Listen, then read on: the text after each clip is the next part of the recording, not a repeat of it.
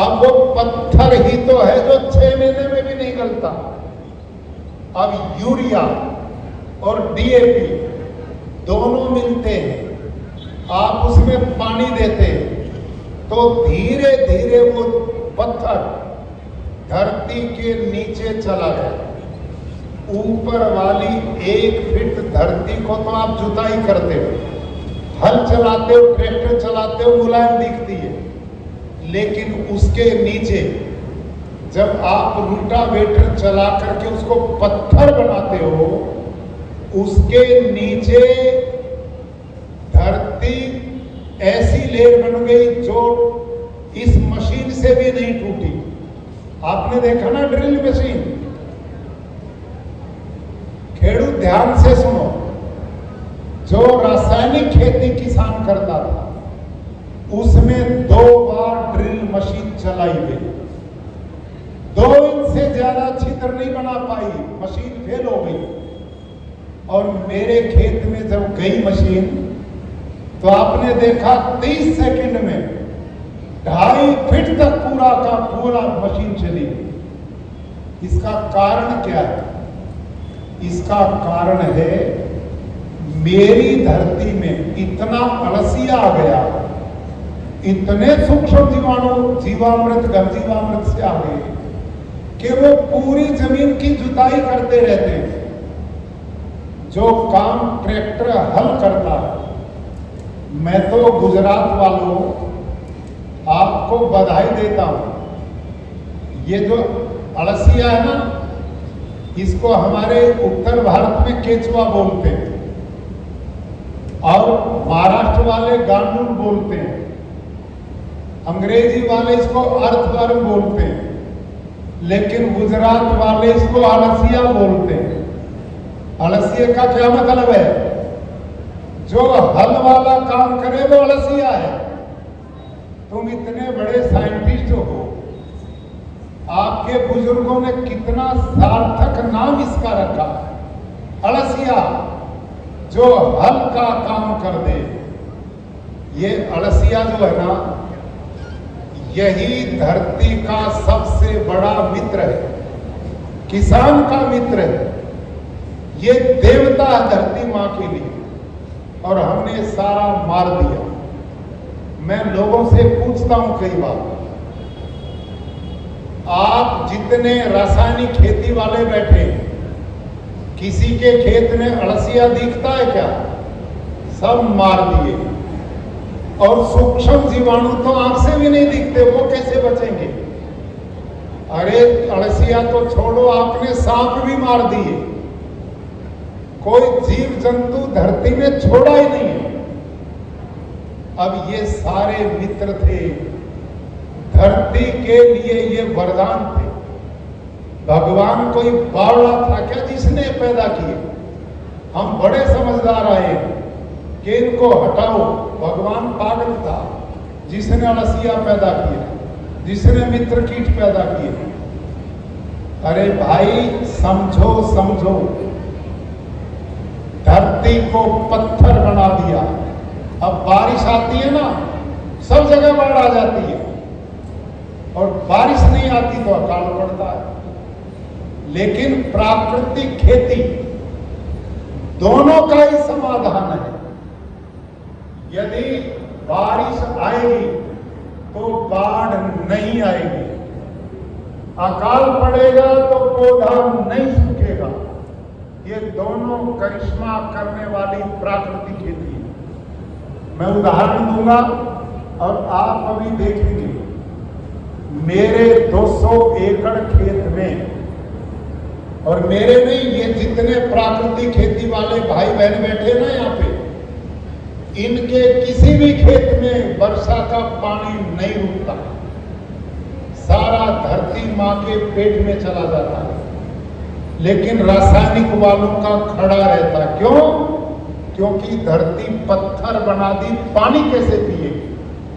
और हमारे यहाँ क्या होता है, ये जो अलसिया ना बहनों और भाइयों, ये 8 से 10 फीट तक छिद्र करता।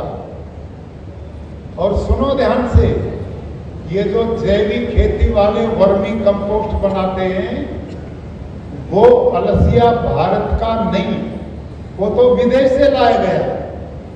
और वो अलसिया मिट्टी नहीं खाता, केवल गोबर खाता है। गर्मी हो गई तो मर जाती। 3 प्रकार के हैं हमारे यहाँ, 3 प्रकार के हैं भारत में भगवान की कृपा से। वो धरती में यूं भी छिद्र करते हैं, यूं भी छिद्र करते हैं, और वो 10 फीट तक की धरती को जुताई करने का काम करते हैं। और मजे की बात, हमारे देश का अलसिया जब छिद्र बनाता है तो उसको लिपाई करते जाता है, वर्मी वो उस पसीना से लीपता है, हमारा छिद्र बंद नहीं होता। जब ऑक्सीजन 10 फीट तक धरती को उन छिद्रों से मिलेगी तो धरती की उपजाऊ क्षमता बढ़ेगी।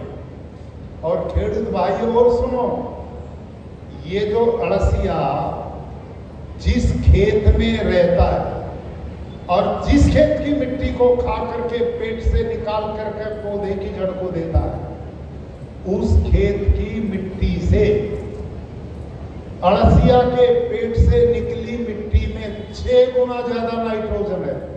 बोलो कितना? 6 गुना। बोलो कमजोर विद्यार्थियों, बोलो कितना? 6 गुना। 6 गुना, ऐसे बोलो।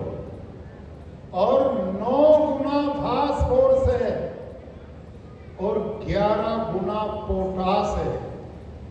और अलसिया जब बूढ़ा होके मरता है अपने आप, तो धरती के 16-17 तत्वों की पूर्ति करता। ये जो वैज्ञानिक आपको भ्रमित करते हैं और बताते हैं यूरिया कहां से, नाइट्रोजन कहां से आएगा, फास्फोरस कहां से आएगा, जिंक कहां से आएगा, मैग्नीशियम कहां से आएगा। अरे भाइयों, इस अलसिया में ये सारे पोषक तत्व शरीर में संचित करता है और जब ये मरता तो धरती मां को दे जाता है। और एक अलसिया अपनी जिंदगी में 40 से 50 हजार बच्चों को जन्म देता है। याद करो, बोलो कितने? बोलो 40 से 50 हजार बच्चों को जन्म देता है। और ये जीते हैं तो धरती की गुणवत्ता बढ़ाते हैं, मरते हैं तो बढ़ाते हैं। ये अलसिया इतना बड़ा कृपालु है। और अगली बात सुनो, ये जो वर्षा जल है ना, जो बाढ़ आ गई, कभी सूरत डूब गया, कभी राजकोट डूब गया, कभी बड़ौदा डूब गया, ये डूबने का काम हमने खुद तैयार किया। अब देखो मेरे खेत में पानी कैसे जाता। चला भैया तीसरा वीडियो। और मेरे खेत का अलसिया देखो।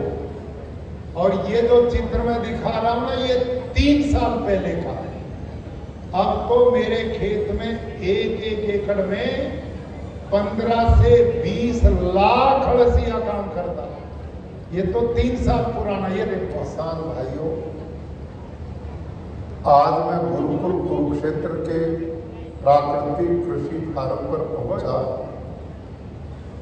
आप सब जानते हैं कि पिछले 10-11 जुलाई में उत्तर भारत में भारी बारिश हुई और कुरुक्षेत्र में भी ये वर्षा पर्याप्त मात्रा में हुई, जिसके परिणाम स्वरूप सभी लोगों के खेत लबालब पानी से भर गए। ऐसी स्थिति में गुरुकुल कुरुक्षेत्र के प्राकृतिक खेती के अंदर जो केचुआ है, अर्थवर्म है, वो एकदम धरती से बाहर निकला। और जो रास्ते हमने चलने के लिए खेतों के बीच में बनाए हैं, उनके बीच में आप देख सकते हैं कितनी बड़ी संख्या में केचुए रेंग रहे हैं, चल रहे हैं। और हमारे एक एकड़ में 8-10 लाख तक केचुआ काम करते हैं। और ये भूमि में 8-10 फुट तक ये सीधा छेद बनाते हैं, दूसरे छेद से ऊपर आते हैं, इससे जाते हैं और इससे आते हैं। इसका परिणाम क्या है कि धरती के अंदर जितना भी ये पानी वर्षा का है, ये परपोटा देखो, उन छिद्रों के द्वारा ये धरती माँ के पेट में जा रहा है। ये जो दूसरा आप चित्र देख रहे हैं, इसमें पानी में बुलबुले उठ रहे हैं। ये सारा का सारा पानी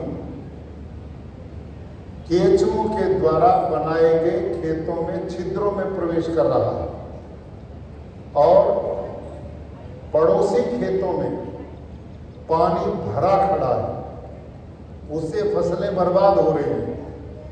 लेकिन हमारे खेत का जितना भी पानी था वो केंचुए द्वारा बनाए गए छिद्रों के द्वारा सारा धरती माँ के पेट में चला गया। यह है नेचुरल वाटर हार्वेस्टिंग सिस्टम। बंद कर दो। खेडूत भाइयों, देखा ध्यान से, देखा ना वर्षा जल कैसे धरती माँ पी रही है, उसमें परपोटे उठ रहे हैं। आपके खेत में ये नहीं है जो रासायनिक करते हैं। जो प्राकृतिक खेती वाले किसान बैठे हैं ना, इनके खेत में भी पानी ऐसे ही धरती माँ पीती है। और मजे की बात, जब खेत में यूरिया डीएपी जंतुनाशक नहीं है और भगवान ने वर्षा में स्टेरलाइज पानी डाला है और वो धरती के पेट में जाएगा, तो धरती के पेट में पानी का भंडार बनेगा। आने वाली पीढ़ियां उस पानी को खेती में प्रयोग करेंगी, पीने में प्रयोग करेंगी। वो अमृत है। और आप वाला पानी जहां जाएगा वहीं दुनिया को बर्बाद करेगा, वो तबाह करेगा। और इसका प्रमाण अभी पिछले दिनों, आजकल में आप अखबार में भी देखते होंगे, टीवी पे देखते होंगे, पिछले 7 महीने से मैं दर एक सप्ताह गुजरात के किसी एक तालुका में जाता हूँ और वहां मैं गांव में रुकता हूँ। 1 एकड़ में कम से कम वृक्षारोपण करवाता हूँ। गांव में स्वच्छता अभियान चलाते हैं। रात को मंत्री जी और हमारे कुछ लोग साथ हमारे थे जो इस मिशन में सम्मिलित रहे। मैं फिर रात को एक दलित ऐसे अनुसूचित परिवार में भोजन करता हूं ताकि हमारा प्यार, प्रेम, एकता समाज का बना रहे। रात को मैं जनसभा करता हूं, गांव के स्कूल में सोता हूं, सवेरे योग की क्लास बच्चों की लेता हूं और फिर खेडूत के खेत में जाता हूं। वहां आज भी हम विष्णु भाई के खेत में गए थे, सदुथला में। तो मैं जो निवेदन करता हूं, ऐसे ही मैं आनंद में गया हुआ था। आनंद के गांव में रात को मैं जनसभा में बातें कह रहा था, तो वहां के कलेक्टर महोदय भी बैठे हुए थे। उन्होंने कहा, साहब आप जो बात बता रहे हैं ये विनाश तो हो चुका है। मैंने कहा क्या बात हुई? तो वहां के कलेक्टर महोदय ने मेरे को बताया कि कुछ दिन पहले एक गांव के खेडूत मेरे पास आए और उन्होंने कहा कि जी प्रधानमंत्री जी की योजना नल से जल, हमारे गांव में पानी की टंकी बनाओ, नल से जल की व्यवस्था करो। उन्होंने कहा कोई पैसे की कमी नहीं, हम करवा देंगे। तो उन्होंने टीम भेजी गांव में, पहले पानी चेक करो फिर टंकी बनाएंगे। वहां गांव में गए, पानी जब टेस्ट किया तो उसमें नाइट्रेट का भंडार मिला, पानी में जहर पाया। तो उन्होंने खेडूत को कहा, भाई आपके गांव में टंकी नहीं बन सकती, पड़ोसी गांव में टंकी बनेगी, पाइपलाइन से आपको भी पानी दे देंगे।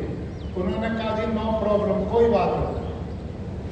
तो उन्होंने अगले गांव में पानी टेस्ट किया, उसमें यहां से भी ज्यादा नाइट्रेट मिला। और करते करते 25 गांव का पानी टेस्ट किया। ध्यान करो गुजरातियों, 25 गांव का पानी टेस्ट किया, सब में नाइट्रेट मिला।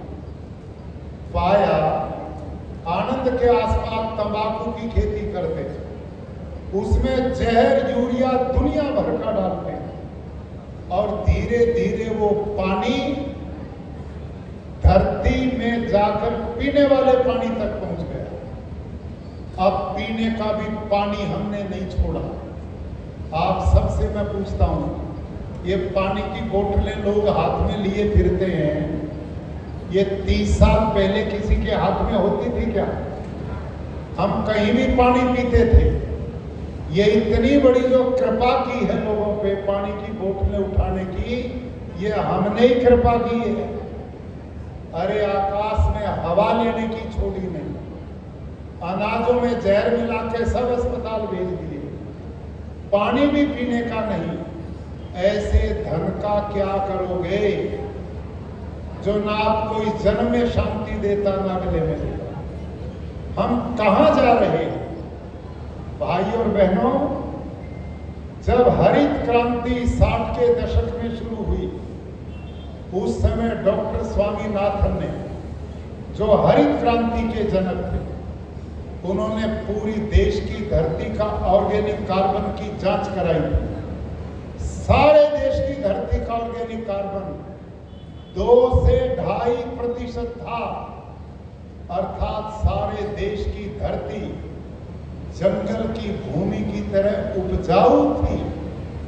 लेकिन आज वही धरती मां इस यूरिया डीएपी जहर के कारण आज सारे देश की धरती का ऑर्गेनिक कार्बन 0.5 से नीचे आ गया, सब बंजर हो गई है। और जब हरित क्रांति शुरू हुई ना खेडूत भाइयों, डॉक्टर स्वामीनाथन ने जब हरित क्रांति शुरू हुई तो केवल ओनली 13 किलो नाइट्रोजन 1 हेक्टेयर में डालने की सिफारिश की थी। 1 हेक्टेयर मतलब 2.5 एकड़ में। उस समय हमारे बड़े ने 13 किलो यूरिया देते थे और बम्पर पैदावार होती थी। आज देश में 13 थैले 1 एकड़ में साल में पड़ रहे हैं और इसका परिणाम देश का धन विदेश जा रहा है। 2.5 लाख करोड़ रुपया भारत सरकार प्रति वर्ष विदेश से यूरिया डीएपी मंगाती है। ये जो यूरिया आप खेत में डालते हो ना, ये सरकार को 3,000 रुपए बैग में पड़ता है और आपको 300 रुपए में सब्सिडी है। इसलिए हम चिंता ही नहीं करते, 300 रुपए डालो जितना डाला जा सके। अभी 3 दिन पहले 6 अगस्त को, आज 8 अगस्त है ना, 6 अगस्त को राजभवन में, लोक भवन में मीटिंग थी हमारी, पूरे प्रदेश के कृषि वैज्ञानिक और 4-5 यूनिवर्सिटी के साइंटिस्ट, क्या नाम, वाइस चांसलर। और उस मीटिंग में हमारे कृषि मंत्री जीतू भाई बघानी और हमारे प्रदेश के विधानसभा अध्यक्ष शंकर भाई चौधरी थे। परसों की बात है। तो शंकर भाई चौधरी 3 देशों में घूम के आए थे 10 दिन पहले, एक जर्मनी, एक डेनमार्क, एक नीदरलैंड। मैंने उनको बुलाया अपनी मीटिंग में और मैंने बताया कि आप बताओ न्यूजीलैंड के लोग, नीदरलैंड के लोग खेती कैसे करते हैं, डेनमार्क के किसान खेती कैसे करते हैं, जर्मनी के किसान खेती कैसे करते हैं। वो हमारी मीटिंग में आए, उन्होंने प्रेजेंटेशन दिया और आपको जानकर आश्चर्य होगा, उन्होंने कहा मैं डेनमार्क में गया, वहां किसानों के खेतों में गया, ये पोटैटो, आलू की खेती, क्या बोलते हैं, पटाटा आपके यहां, उन्होंने अपना फोटो दिखाया। वो गर्दन केवल दिखती है, 4.5 फुट ऊंचा तना था पोटैटो का, इसका पटाटा का। 4.5 फुट का। कह रहे इतना ऐसा पोटैटो मैंने दुनिया में नहीं देखा।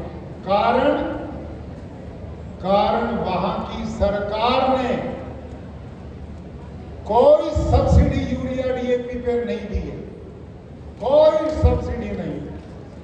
एक बात, कोई खेडूत यदि कोशिश भी करता खरीद के डालने की, तो उन्होंने बताया सरकार ने बिल लाई है कि उस पर पूर्ण प्रतिबंध लगा रहे हैं कि पूरे देश में कोई यूरिया डीएपी जंतुनाशक खेतों में डाल ही नहीं सकता। तो हमने पूछा तो फिर उनकी खेती जो है, भारत वाले किसान कहते बिना यूरिया के हो ही नहीं सकती, उनकी खेती कैसे हो रही है? तो उन्होंने बताया कि वहां गौ पालते हैं, डेयरी सिस्टम है। જીવામૃત બનાવો, બ્રહ્માસ્ત્ર, અગ્નિઅસ્ત્ર દવાઓ બનાવો અને તમે એ વસ્તુઓ તમે વાપરો તો તમને એમ લાગે કે ભાઈ આ ખેતીમાં કોઈક નવું થયું છે. એટલે તમે ડીએપી યુરિયા ઠોક કરો અને મચ્છી પડી પહોંચી જાઓ કે ભાઈ શું કરવાનું હા, તો કે ભાઈ મચ્છી પડી છે, મેલો પડ્યો, ઈયળ પડી છે, તો તમે સીધા જઈને પેલા સ્ટોરવાળાને કહો કે ભાઈ દવા કે આ બાટલી ને આ બાટલી બે ભેગી કરીને 100 મળી જાય. એને એ ખબર નહીં કે આની દવા છે. પણ તમે ઘેર સામાન્ય મચ્છી હોય તો એક નિમાસ્ત્ર લીમડાના પોનને ઉકાળી અને સોટો, જો વધારે મેલો તો વધારે પેલી ઈયળ પડી હોય તો બ્રહ્માસ્ત્ર, અગ્નિઅસ્ત્ર બધું બનાવવામાં આવે છે. એ બધું બનાવીને સોટો તમે, તો ઘણી બધી ઈયળો કે બીજા બધા રોગો મરી જાય છે. ખાતરમાં તમે ડીએપી નાખો છો એના કરતાં તમે ધન જીવામૃત બનાવીને નાખો તો ધન જીવામૃત એવી વસ્તુ તો ડીએપીને ટક્કર મારે. તમે યુરિયા, હવે યુરિયાની જગ્યાએ તમે પંપમાં 5 કિલો, 4 થી 5 કિલો ગાયનું, દેશી ગાયનું મૂત્ર અને પંપ ભરી કાઢવાનું પાણીનું, એ છોડો તો તમારે યુરિયા કરતાં પણ વધારે અનુકૂળતા આવશે, અનુકૂળ યુરિયા કરતાં પણ વધારે ગુણ આપશે. અને કહેવાય પ્રાકૃતિક, રૂપિયાનો ખર્ચો નહીં. દેશી ગાયનું મૂત્ર લેવા જાઓ બાળી નહીં કે તમારી ઘર હોય તો તમે 4 રૂપિયાના પૈસો ખર્ચવાનો. આટલું સોણ ભેગું કરો 50 કિલો કે 100 કિલો, તો એના હુકું ગોળ બનાવીને એનું ધન જીવામૃત બનાવો તો એમાં કેટલો ખર્ચો આવી જાય ના આવે. તમે 100 કિલો બનાવો તો 100 કિલોમાં તમારે તો એકદમ 100 રૂપિયાનો ખર્ચો ના આવે. આ ડીએપીની થેલી સીધા 3000 રૂપિયા થાય. પણ આવું બધું ખેડૂતો સમજતા નહીં કે ભાઈ તમે શું કર્યું, કોઈ તો ઠાકોરને વાપવા દીધા, હું તો મારા ભજીયાને વાપવા દીધા. ભાજ્યો કહે છે કે ડીએપી યુરિયા નહીં હોય તો હું તો ખેતી નહીં કરું, મને આવું બધું ગમતું નહીં, પ્રાકૃતિક મારે કોઈ કરવું નહીં. તો જાતે ખેતી કરવી પડે, જાતે સારું ખાવું પડે, તો પછી દવાવાળું ખાતરવાળું ખો અને રોગ કરો. નવો કેન્સરો થાય, ખો પીવાનું પછી મરી જો. બીજું તો શું કરીએ? આ રાજપાલજી બિચારા બૂમો પાડી મરી ગયા, પણ કોઈ હોગવા તૈયાર નહીં, કોઈ હોગવા તૈયાર નહીં.